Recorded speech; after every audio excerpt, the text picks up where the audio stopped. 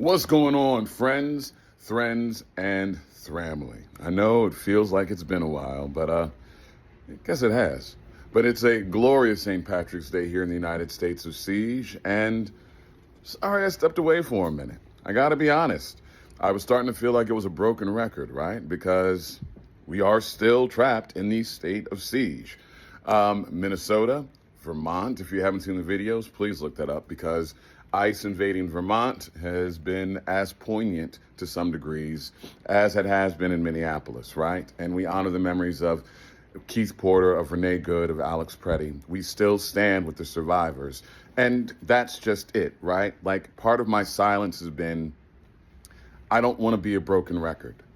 I don't want to have to keep saying the same things day after day because it seems like in so many ways, while we've started moving the needle, there hasn't been any significant change to the landscape, right?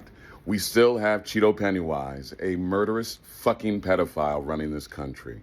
We still don't have full disclosure and transparency in regards to the Epstein files. I mean the Trump files, right?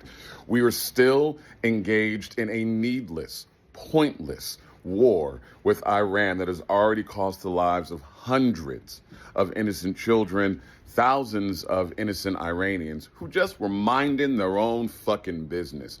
In fact, one of today's headlines is that a top counterterrorism expert for the, I don't have his name in front of me, but resigned because of this war, right? He said that Iran posed no credible threat to the United States. None whatsoever. But here we are, bombing motherfuckers and fucking up your oil prices because unless you're driving an electric car right now, you are absolutely feeling that burn because gas prices have leapt and soared, and there's no guarantee that it's going to end anytime soon because our antagonistic idiot-in-chief has alienated so many of our allies that there's no one really itching to help us. And I don't know if you noticed, but when you bomb a country for no good fucking reason, they tend to hold a grudge. So even if we were to stop right now, it doesn't mean that our gas prices are going to go down. So healthcare has gone up. Grocery prices are going to go up, not just because gas is going to cost more to ship things places, but also because with ICE threatening to deport anybody with a little bit of melanin or pigmentation, that means the people who often work the fields to harvest produce, like some of the fruits and vegetables that we've come to rely on, aren't showing up to work because they're afraid they're going to get fucking kicked out of the country. All of this is happening because Cheeto Pennywise has this crazy bloodlust, this fetish for suffering that he likes to inflict on every fucking body while lining his pockets. But it seems that this makes this an appropriate message, right? An appropriate time to bring up the legend of St. Patrick. One of the bits of lore around St. Patrick, because we don't just celebrate, the Irish because we like to wear green and drink shit, although that tends to happen more often than not around St. Patty's Day.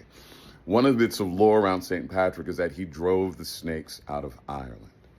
And I really hope that today, as you might be celebrating, I'm making corned beef and cabbage right now, which isn't traditionally Irish, but more Irish American. That goes to the whole immigration thing again, and immigrants sharing their culture to brighten each other's lives, right? But St. Patrick drove the snakes out of Ireland. Where do we have a lot of snakes right now? Exactly. Now, maybe today isn't the day that it's going to happen, but today is as good a day as any to keep moving the needle, to keep pressing forward, to remember that there are so many snakes among us. In fact, there are so many snakes currently leading us, trying to lead us, in charge of us, having way too much power to inflict suffering on the masses with no remorse and seemingly at this point no accountability. But we can hold their feet to the fire.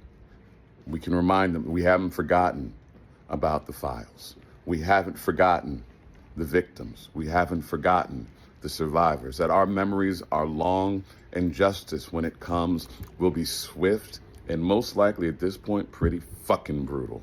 So as I wish you all a very happy and hopefully safe St. Patty's Day, I also want to remind you that today is as good a day to rise the fuck